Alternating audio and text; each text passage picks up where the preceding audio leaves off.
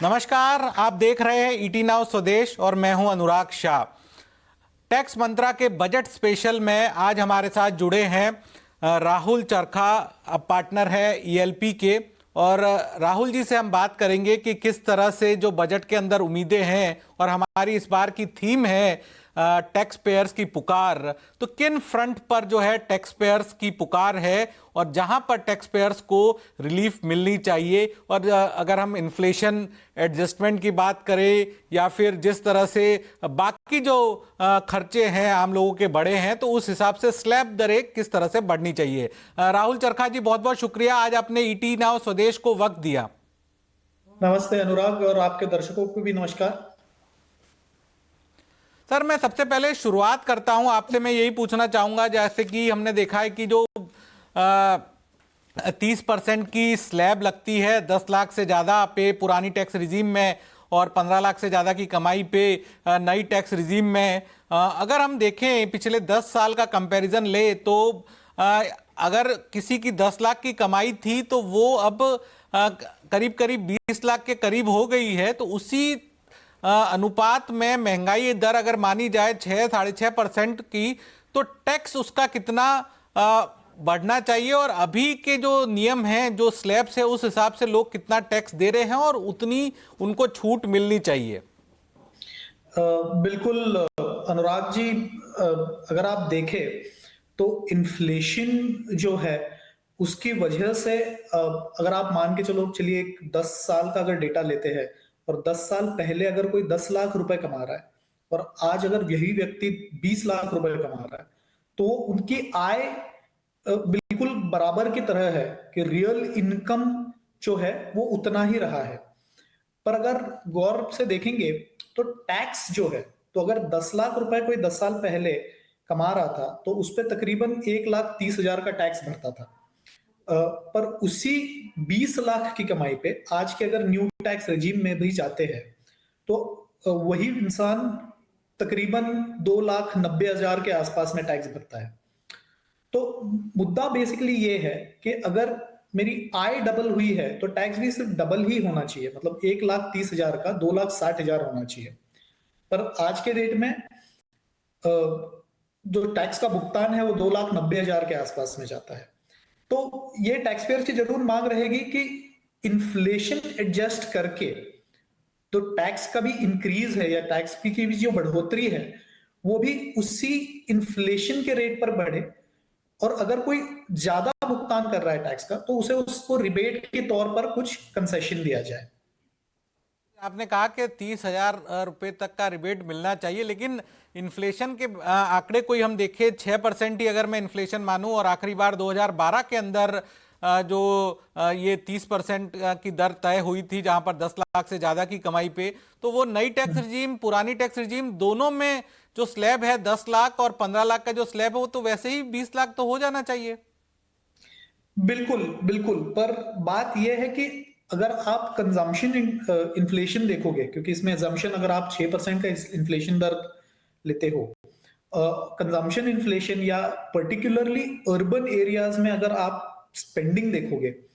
तो एक आम आदमी का पॉकेट जो हिट कर रहा है वो यूजुअली 6-6.5% से ऊपर ही हो रहा है।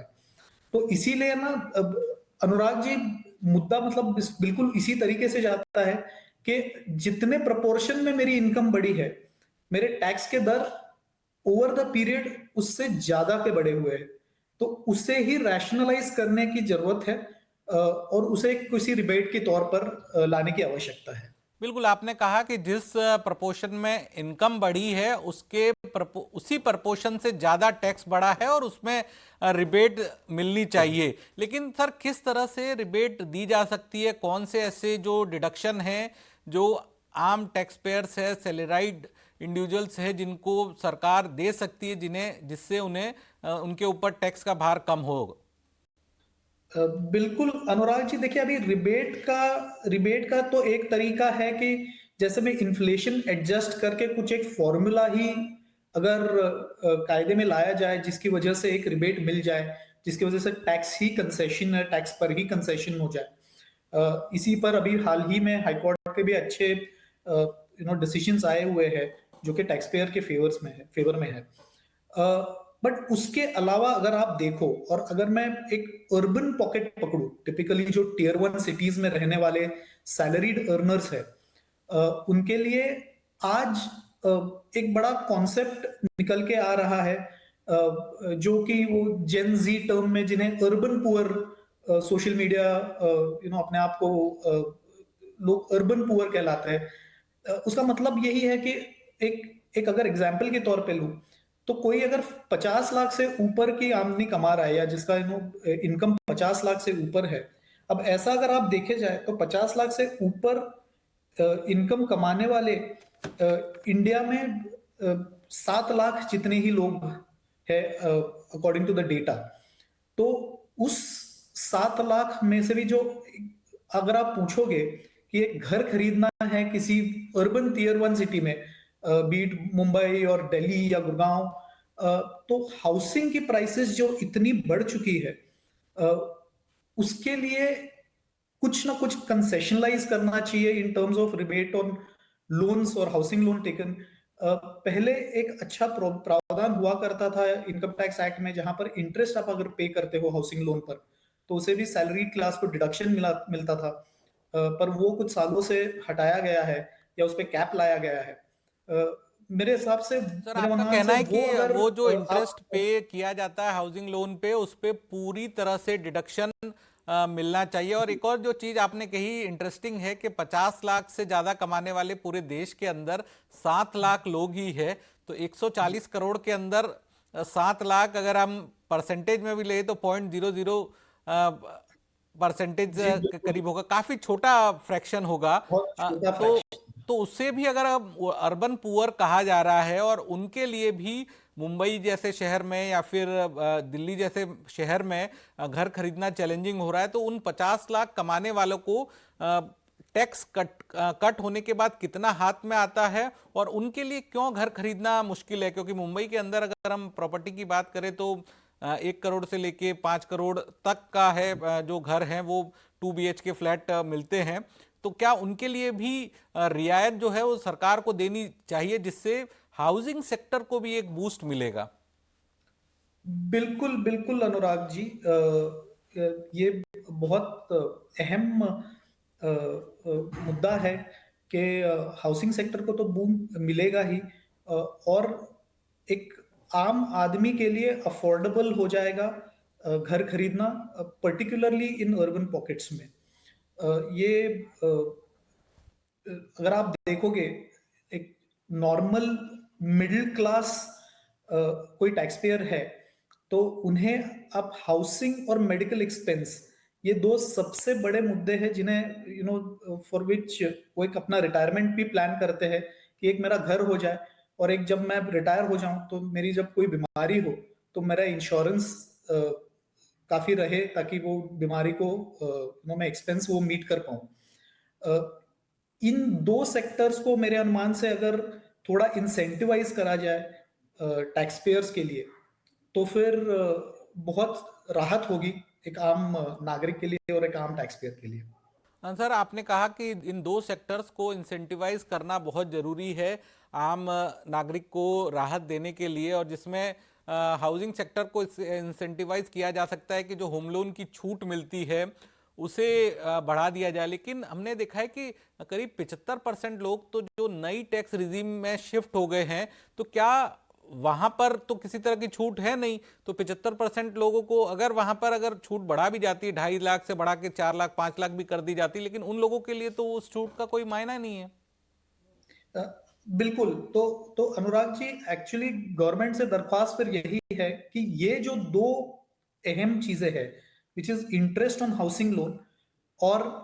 एक मेडिक्लेम प्रीमियम का जो मुझे डिडक्शन मिलता है 80D के तहत, ये दोनों जो डिडक्शंस है, ये न्यू टैक्स रेजिम में भी उपलब्ध किया जाए,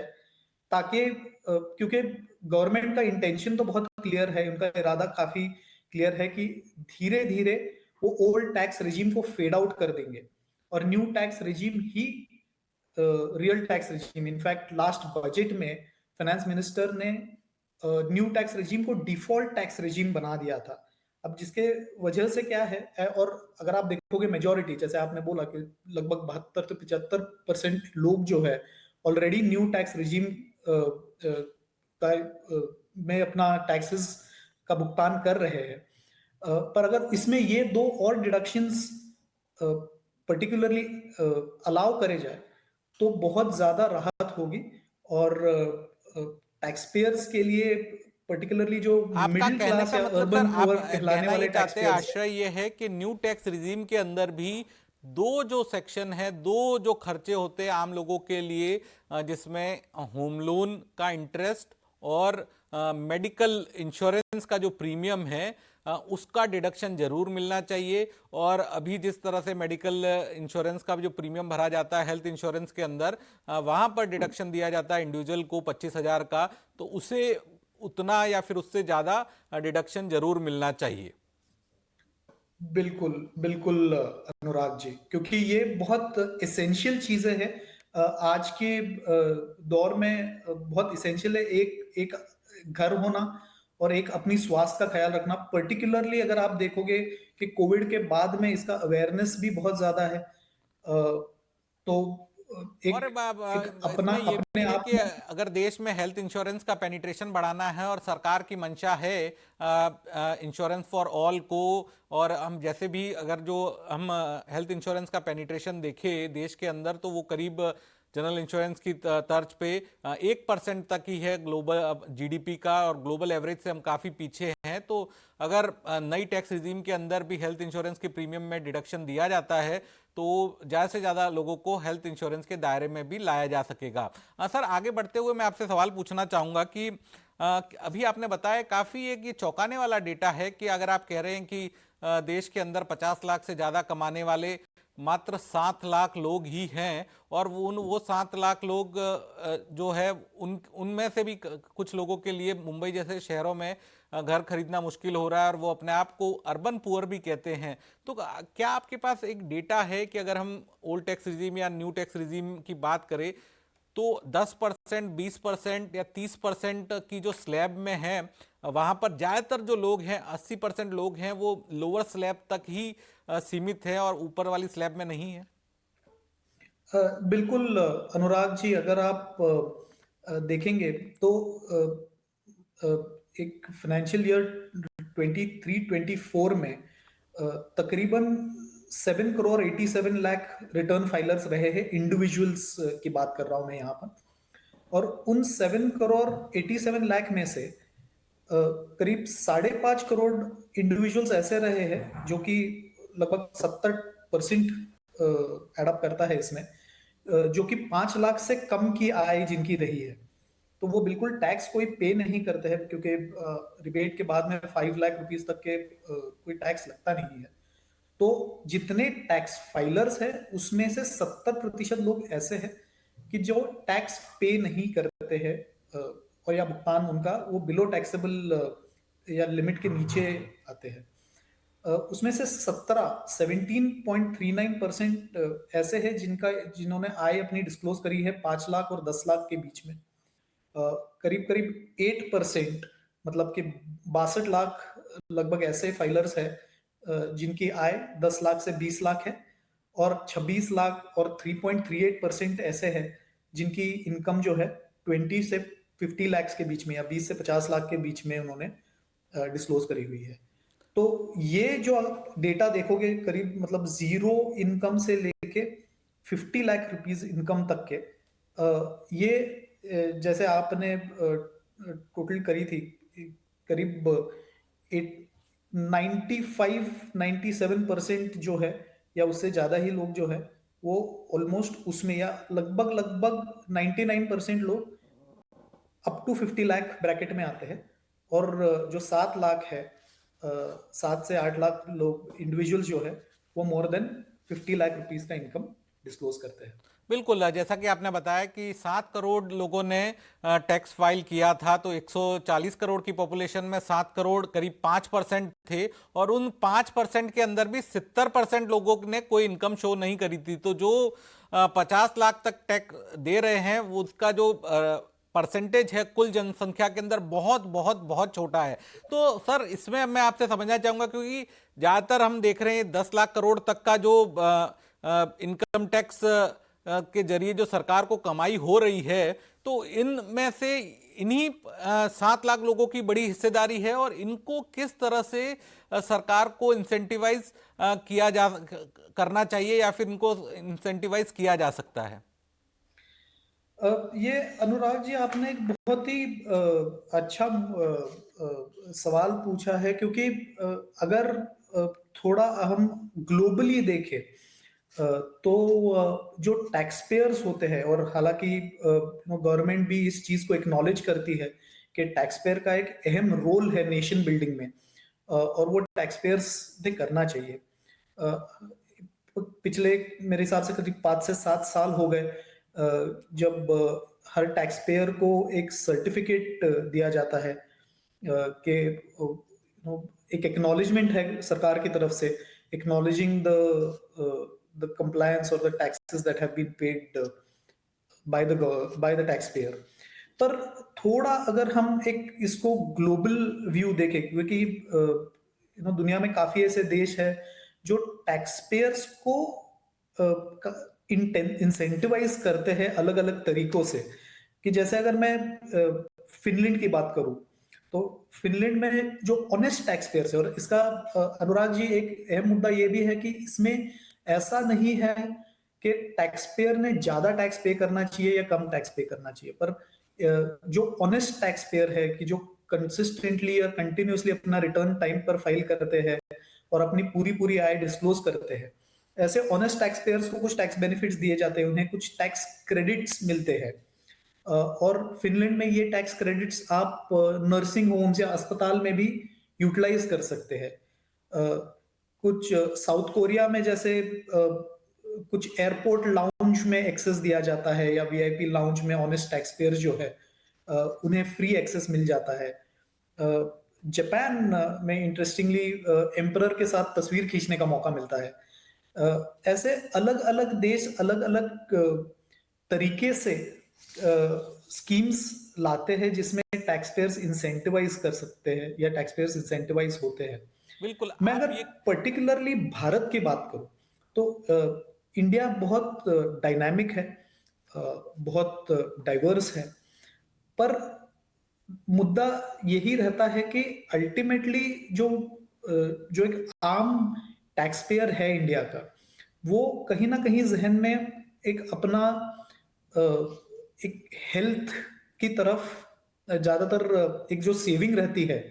वो होती है, या तो हेल्थ की तरफ या तो फिर बच्चों के एजुकेशन की तरफ। बिल्कुल, जैसा कि तो आपने बताया गवर्नमेंट राहुल कुछ जी ऐसी की बाकी कई सारे देशों के अंदर, जिसमें आपने फिनलैंड समेत कई सारे देशों का उदाहरण दिया, जहां पर जो ऑनेस्ट टैक्स पेयर्स हैं उन्हें इंसेंटिवाइज किया जाता है, उन्हें इंसेंटिव दिया जाता है अलग अलग तरीके से। और एक एक एक कंट्री में तो आपने ये भी बताया कि उन्हें वीआईपी लाउंज का भी एक्सेस मिलता है। तो भारत जैसे देश के अंदर इंसेंटिव क्या होने चाहिए? तो अनुराग जी देखो, भारत एक बहुत डाइवर्स और बहुत डायनामिक देश है। और क्योंकि हम यहाँ पर पहले भी हम लोगों ने बात करी कि अर्बन सेक्टर्स में रहने वाले जो मिडिल क्लास है, देखिए ज्यादातर माइंडसेट अगर आप देखोगे, तो एक भारतीय नागरिक अपनी सेविंग बचाता है या इन्वेस्ट करता है दो अहम चीजों में। एक है अपने स्वास्थ्य पर, कि मेरे और मेरे परिवार का स्वास्थ्य अच्छा रहे। अगर कोई आपदा आती है या बीमारी कहीं आती है, जैसे कोविड आ गई थी, उस समय पर मेरे पास इनफ पूंजी रहे कि मैं अपने मेडिकल खर्चे जो है वो निकाल सकूं। और दूसरा होता है अपने बच्चों के एजुकेशन पर। हर एक चाहता है कि अपना मेरा बच्चा बेस्ट इंस्टीट्यूट में एजुकेशन ले, और वहां की फीस जो है वो मैं अफोर्ड कर पाऊं। तो अगर एक ऑनेस्ट टैक्स पेयर को इन दो चीजों में इंसेंटिवाइज किया जाए, एक एक मिसाल के तौर पे अगर मैं बोल दूं कि लेट्स से कि अगर मैं एक ऑनेस्ट टैक्स पेयर हूं, तो फिर मेरे बच्चों के स्कूल फीस में 10% का मुझे डिस्काउंट मिला जाए या एक कंसेशन दिया जाए, या तो फिर जो भी अस्पताल में हॉस्पिटलाइज होता हूं उसे मुझे एक 5 या 10% की छूट दी जाए just because I am honest tax बिल्कुल, पेयर, बिल्कुल। जो तो ये आपने कहा एक है कि बहुत बड़ा ऑनेस्ट जेस्चर टैक्स होगा। पेयर जो है उसे इंसेंटिव मिलना चाहिए, क्योंकि जो आंकड़े राहुल जी आपने बताया कि 140 करोड़ के देश के अंदर जो पिछले साल टैक्स रिटर्न फाइल हुए 7 करोड़ के करीब लोगों ने फाइलिंग करी, और उसमें से भी 70% लोगों के द्वारा जो है वो किसी भी तरह की कमाई नहीं बताई गई, जो टैक्स ब्रैकेट के अंदर है वो नहीं बताई गई, 5 लाख तक ही उनकी कमाई थी। तो जो ओवरऑल पाई आता है जहां पर 50 लाख या उससे ज्यादा लोग टैक्स भर रहे हैं, वो करीब करीब 0.05% है, और इन्हीं के ऊपर सबसे ज्यादा टैक्स की लाइबिलिटी है। तो इन्हें इंसेंटिव मिलना चाहिए, और वो हेल्थ के अंदर इंसेंटिव मिल सकता है, एजुकेशन के अंदर इंसेंटिव मिल सकता है, और आपने कई सारे देशों के भी उदाहरण बताए जहां पर ऑनेस्ट टैक्स पेयर्स को इंसेंटिव मिलता है। फिनलैंड के अलावा कई सारे और देश हैं जहां पर जो ऑनेस्ट टैक्स पेयर्स हैं उनको इंसेंटिव दिया जाता है। आखिर में मैं आपसे समझना चाहूंगा राहुल जी कि क्या जो 1 करोड़ से ज्यादा की कमाई वाले जो टैक्स पेयर्स हैं उनके ऊपर कुछ और चार्जेस लगाने चाहिए, जिससे सरकार को लगे, क्योंकि एक बात भी बार बार उठती है कि सुपर रिच टैक्स जो है वो लगाया जाए जिससे सरकार ज्यादा रेवेन्यू कमा सके। अ, अनुराग, बिल्कुल अनुराग जी, तो वहां पर अगर आप देखोगे तो आज न्यू टैक्स रेजिम में जो सुपर रिच या हाईएस्ट स्लैब है वो सरचार्ज और सेस मिला के 39%, 39% पर जाता है, which is one of one of the highest range. अगर ग्लोबल बेंचमार्क कर लूं तो तकरीबन 40% या 42% के आसपास का सुपर रिच टैक्स होता है। अब इसमें दो तीन पहलू है या दो तीन एस्पेक्ट्स है कि आप सुपर रिच को डिफाइन कैसे करते हो। ऑब्वियसली जो डेटा या जो आंकड़े हैं उसमें तकरीबन 1 करोड़ से ज्यादा की आय डिस्क्लोज करते वाले या 1 करोड़ की आय बताने वाले 2.25 लाख टैक्स पेयर्स है, इंडिविजुअल्स की बात कर रहा हूं मैं, जो 2.25 लाख इंडिविजुअल टैक्स पेयर्स है जो 1 करोड़ से ज्यादा की इनकम डिस्क्लोज करते हैं। अब उन पर आप और ज्यादा सुपर रिच टैक्स लगा के दो आप या तो उन्हें डिमोटिवेट करोगे कि आप कंट्री छोड़ के कहीं ब्रेन ड्रेन जैसे सदियों से अपने यहाँ होते आ रहा है, जो कि फॉर्चुनेटली अभी कुछ सालों में रुक गया है और इंडियन टैलेंट इंडिया में रहता है, तो वो शायद हेल्प करेगा कि आप जो जिस टैक्स या जो स्लैब है अभी उसी को मेंटेन रखें। और मेरी राय में इससे ज्यादा टैक्स करना ऑन द सुपर रिच से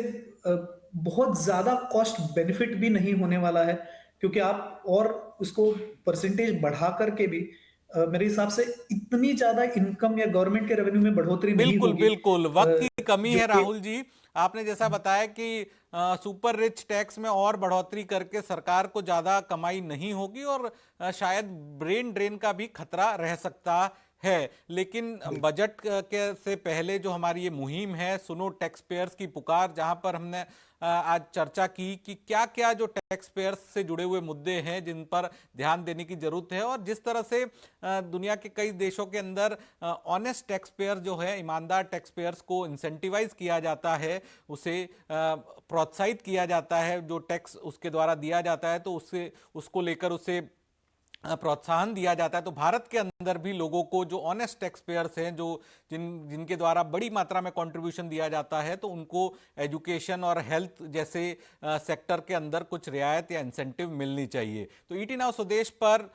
फिलहाल इतना ही। राहुल जी, आज आप हमारे साथ जुड़े, बहुत बहुत शुक्रिया। लेकिन आप बने रहिए बाकी खबरों के लिए ईटी नाउ स्वदेश के साथ।